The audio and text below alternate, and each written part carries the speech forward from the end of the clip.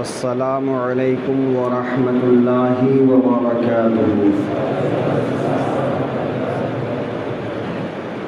الحمد للہ نحمده ونستعینه ونستغفره ونؤمن به ونتوکل علیہ ونعوذ باللہ من شرور انفسنا ومن سیئات اعمالنا من یهده اللہ فلا مضل له ومن یضلل فلا هادی له ونشهد ان لا الہ الا اللہ وحدہ لا شریک له ونشهد أن محمدًا عبده ورسوله أما بعد فأعوذ بالله من الشيطان الرجيم بسم الله الرحمن الرحيم فيها يفرق كل أمر حكيم وقال في مقام آخر والذين جاءوا من بعدهم يقولون ربنا اغفر لنا ولإخواننا الذين سبقونا بالإيمان صدق الله المولانا العظيم وصدق رسوله النبي الأمين المتين الكريم ونحن على ذلك لمن الشاهدين والشاكرين والحمد لله رب العالمين۔ ہم تو مائل بکرم ہیں کوئی سائل ہی نہیں، ہم تو مائل بکرم ہیں کوئی سائل ہی نہیں، راستہ دکھلائے کسے رہ روے منزل ہی نہیں۔ عزیزان محترم، سب سے پہلے آقائے دو جہاں سرور کون مقام مونس انس و جاں ارواحنا فدا حضرت محمد مصطفیٰ صلی اللہ علیہ وآلہ وسلم کی بارگاہ میں درود و سلام کا نذرانے محبت پیش کریں۔ اللہم صلی علی سیدنا و مولانا محمد بارک وسلم صلاۃ و سلاما علیک یا رسول اللہ صلی اللہ تعالی علیہ وآلہ وسلم۔ آپ سب کو معلوم ہے کہ آج ماہ شعبان المعظم کی 14 تاریخ ہے۔ آج غروب آفتاب سے 15ویں تاریخ کی شب شروع ہو جائے گی، اور 15ویں کی شب کے تعلق سے مفسرین کرام بیان فرماتے ہیں کہ اللہ رب العزت کا ارشاد فیہا یفرق کل امر حکیم، کہ اس رات میں ہر حکمت والے کام کا فیصلہ کیا جاتا ہے، یعنی 15ویں شعبان کی رات کو اللہ تبارک و تعالی ہر چیز کا فیصلہ فرماتا ہے۔ کس چیز کا فیصلہ فرماتا ہے؟ حضرت عائشہ صدیقہ رضی اللہ تعالی عنہا سے حدیث مروی ہے، آقائے دو جہاں صلی اللہ علیہ وسلم ارشاد فرماتے ہیں فیہا یکتب کل مولود من بنی آدم فی ہذہ السنہ، کہ اس رات میں لکھا جاتا ہے ہر پیدا ہونے والے بچے کے بارے میں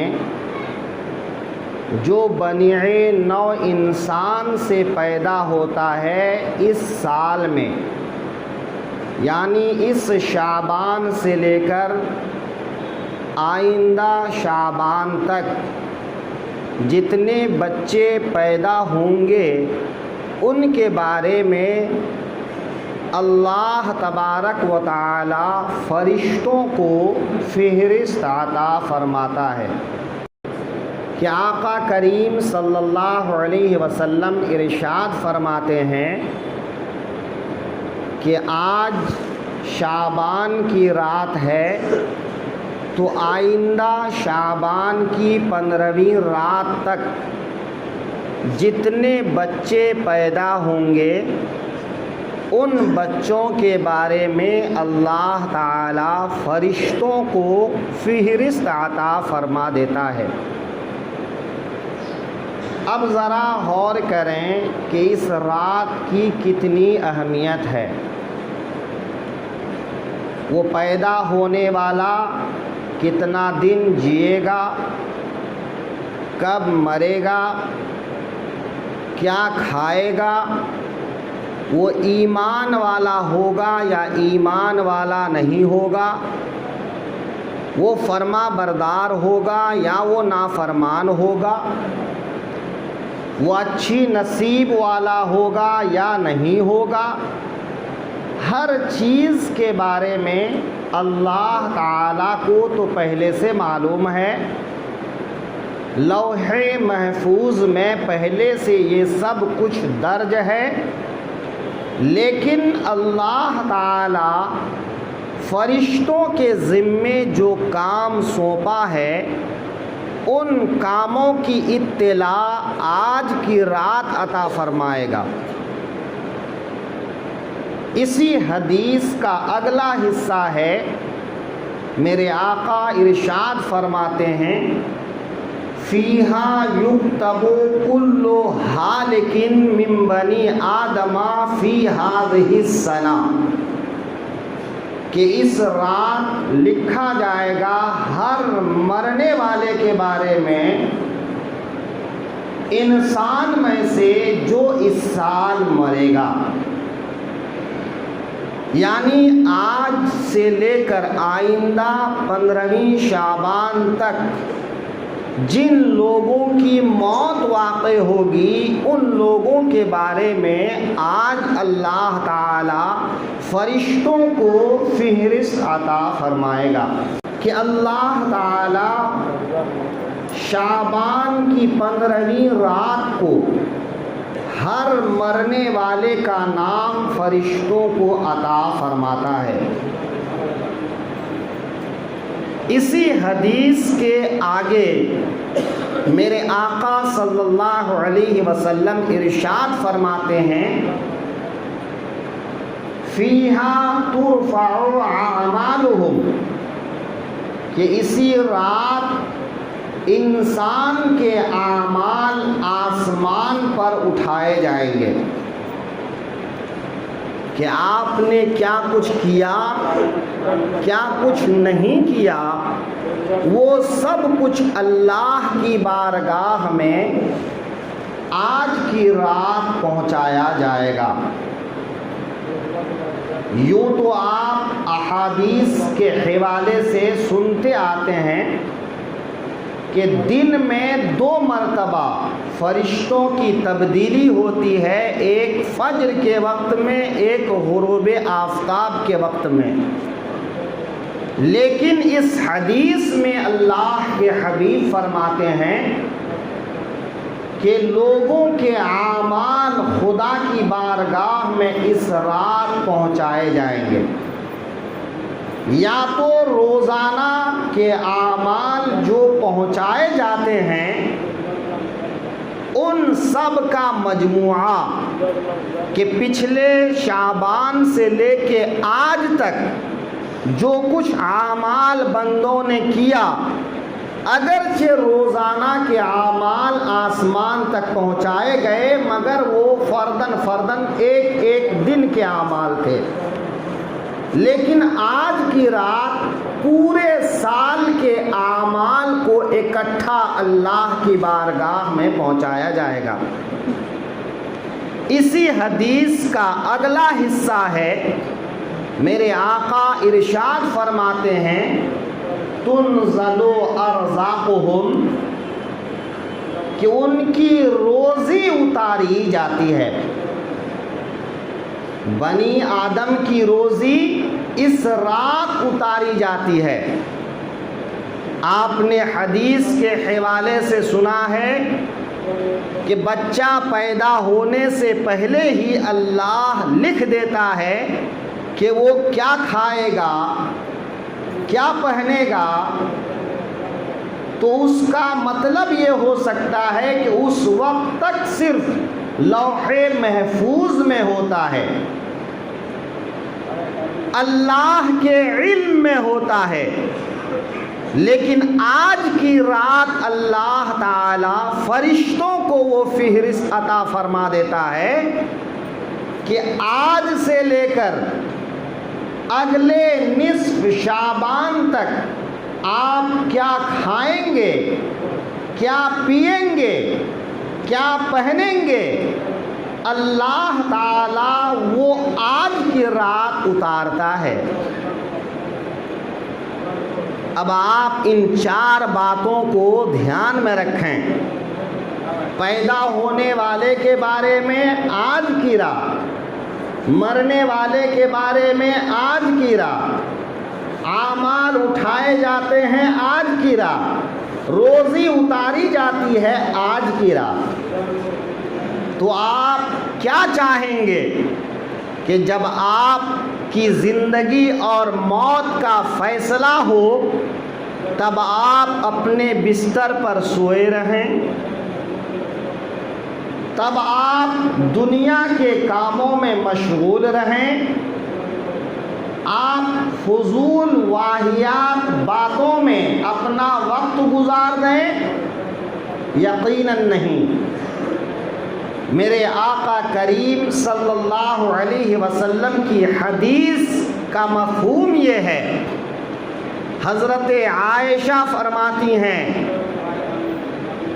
کہ میں نے اپنے آقا کو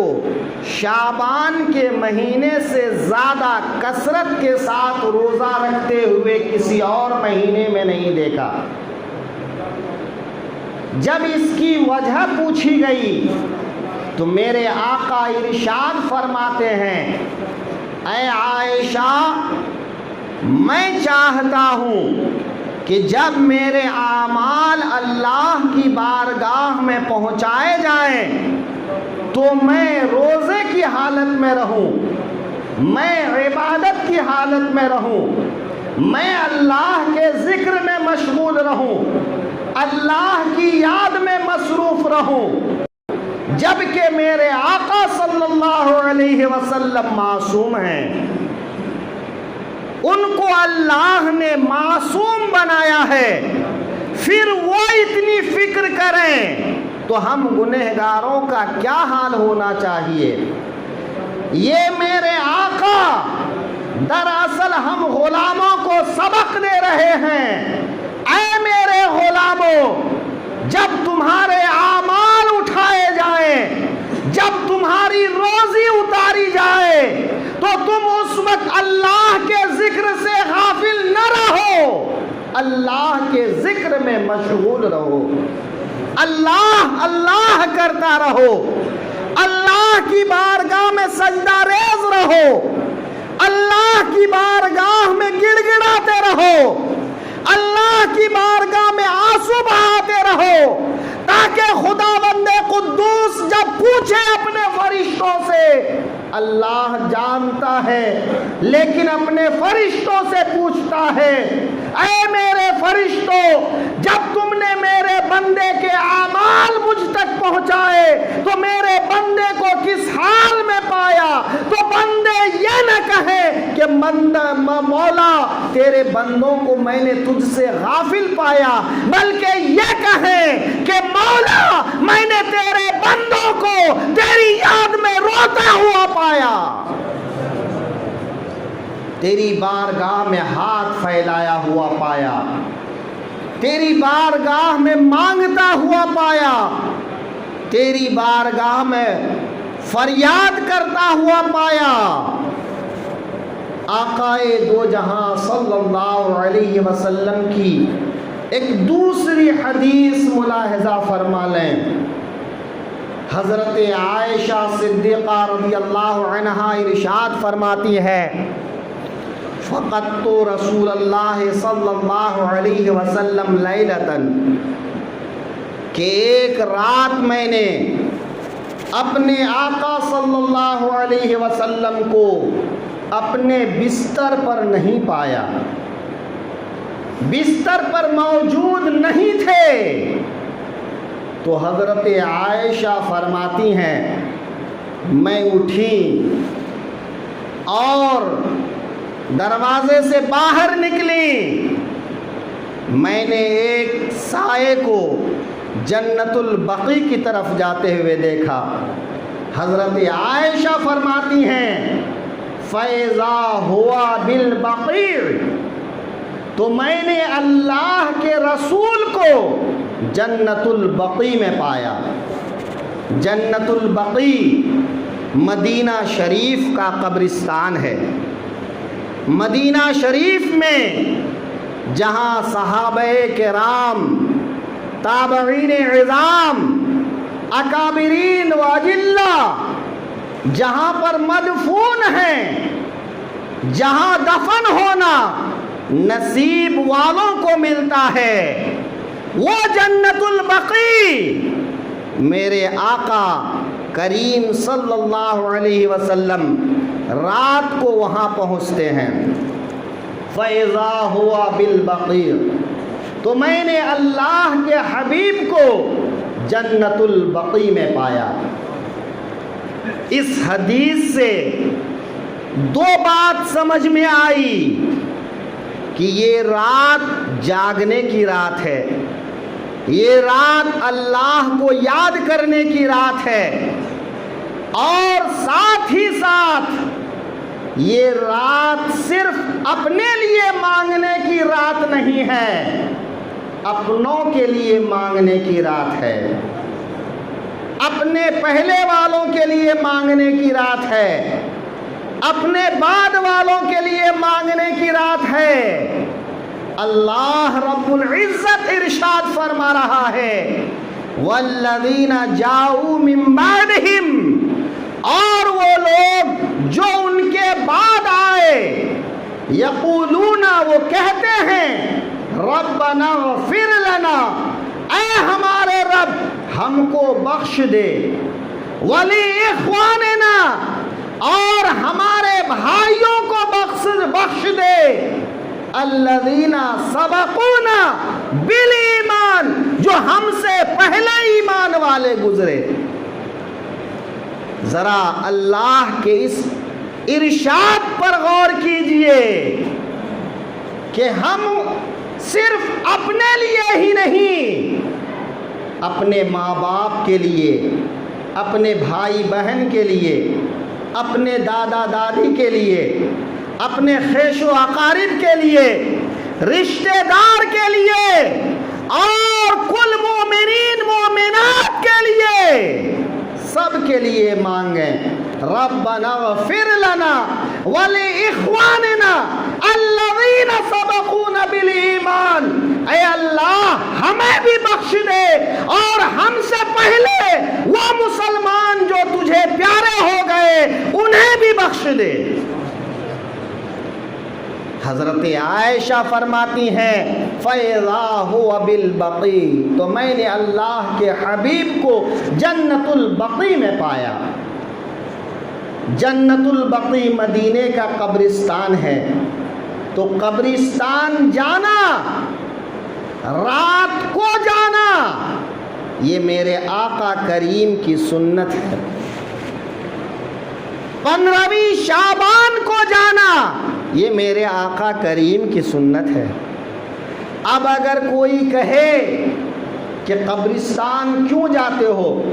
بے قبرستان جہاں سینکڑوں ہزاروں مسلمان مدفون ہوتے ہیں وہ جگہ ہے، تو اگر ہزاروں مسلمان کے دفن ہونے کی جگہ جانا جائز ہے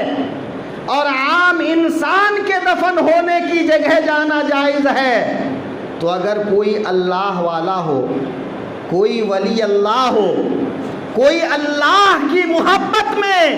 اپنے آپ کو فنا کر دینے والا ہو تو اس کی قبر پر جانا بھی جائز ہے۔ ہاں، جب ہم عام انسان کی قبر پر جاتے ہیں تو ان کی بخشش کی دعا مانگتے ہیں، اور جب اللہ والوں کی قبر پہ جاتے ہیں تو بلندی درجات کی دعا مانگتے ہیں۔ میرے آقا ارشاد فرماتے ہیں کہ ایمان والوں کو ان کی قبر میں پہاڑوں کے برابر ثواب ملے گا۔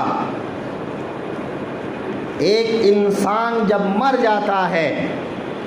مرنے کے بعد سے نہ وہ نماز پڑھتا ہے، نہ وہ روزہ رکھتا ہے، نہ وہ صدقہ و خیرات کرتا ہے، وہ کچھ بھی نہیں کرتا،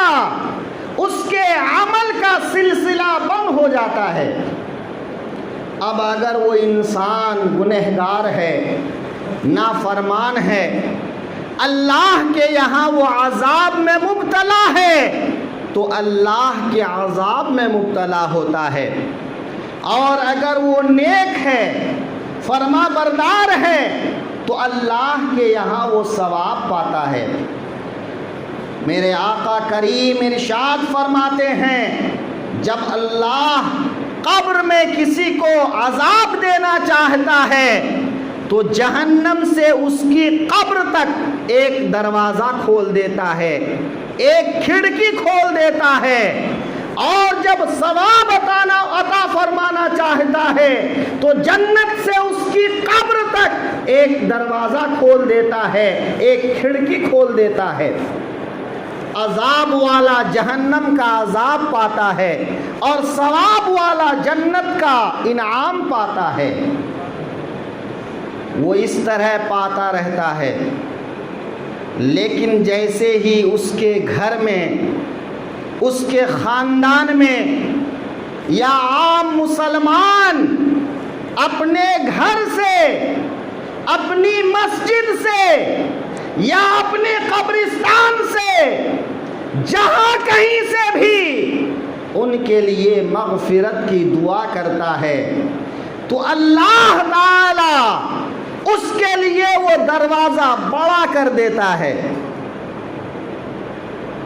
جہنم والے کو جہنم کا دروازہ بند کر کے جنت کا دروازہ کھول دیتا ہے، جنت والوں کے لیے جنت کا انعام بڑا کر دیتا ہے۔ تو وہ قبر والا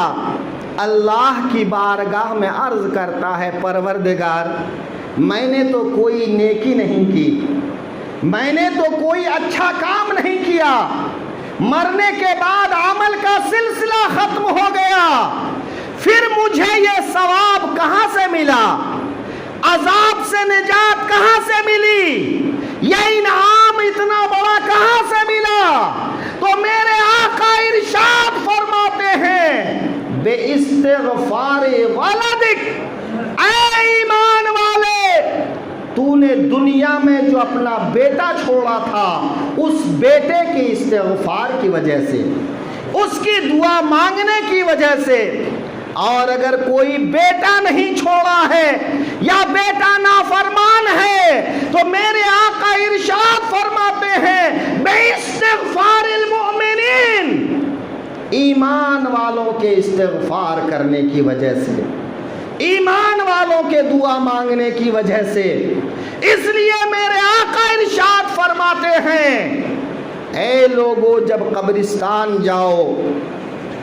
تو تمہیں جو میسر ہو، مختلف حدیث میں مختلف سورتوں کا نام ہے، کسی میں سورہ فاتحہ ہے، کسی میں سورہ یاسین ہے، کسی میں سورہ فلق سورہ ناس ہے، کسی میں سورہ تکاثر ہے،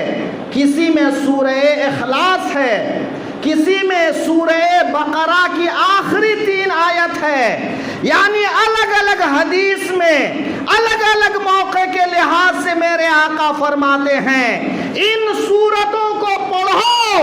اور قبرستان میں مدفون ایمان والوں کے لیے مغفرت کی دعا کرو، تو اللہ تعالی اس قبرستان میں جتنے سب کی تعداد کے برابر تمہیں ثواب عطا فرمائے گا، اور تمہارے دعا مانگنے سے اللہ ان کو یا تو عذاب سے نجات عطا فرمائے گا یا پھر اللہ تعالی ان کو ثواب میں اضافہ فرما دے گا۔ فَإِذَا هُوَ بِالْبَقِيعِ،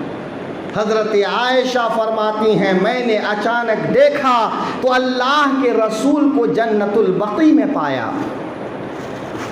ہاں میرے آقا صلی اللہ علیہ وسلم فرماتے ہیں فقال انک ظننت یا انت خافین ان یخیف اللہ علیک ورسولہ، اے عائشہ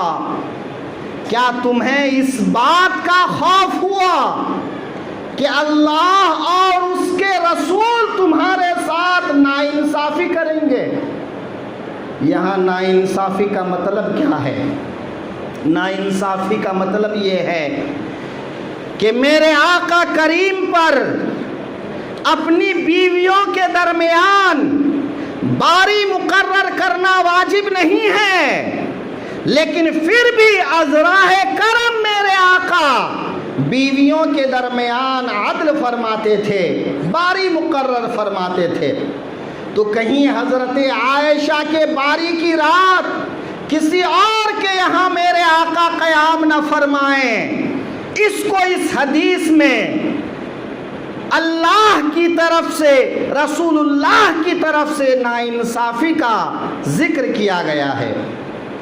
ان یخیف اللہ علیک ورسولہ، حضرت عائشہ عرض کرتی ہیں یا رسول اللہ انی ظننت انک اتیت بعض نسائک، اے اللہ کے حبیب میں نے گمان کیا کہ آپ اپنی دوسری کسی خاتون کے گھر تشریف لے گئے۔ میرے آقا ارشاد فرماتے ہیں اے عائشہ آج کی رات کیسی رات ہے، آج کی رات کی برکت کیا ہے؟ ان اللہ تعالی ینزل الی سماء الدنیا فیغفر لأکثر عدد شعر غنم بنی کلب۔ اے عائشہ آج کی رات میرا رب آسمان دنیا پر نزول فرماتا ہے اور قبیلہ بنی کلب کی بکریوں کے بالوں کے تعداد سے بھی زیادہ اللہ گنہگاروں کو بخش دیتا ہے۔